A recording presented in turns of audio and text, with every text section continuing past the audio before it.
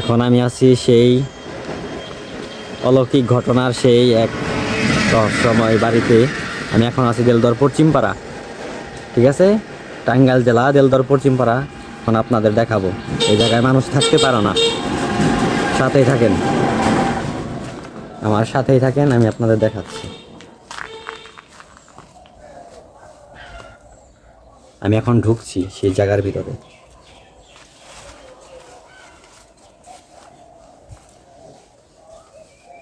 দেখেন আমি ঢুকতেছি সেই জায়গার ভিতরে, আমি আপনাদের দেখাই।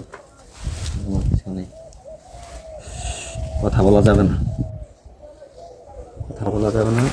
দেখেন আপনারা সেই জায়গাটা চিনেন কিনা, সেই ভয়ঙ্কর জায়গা, সেই ভয়ঙ্কর জায়গা। দেখেন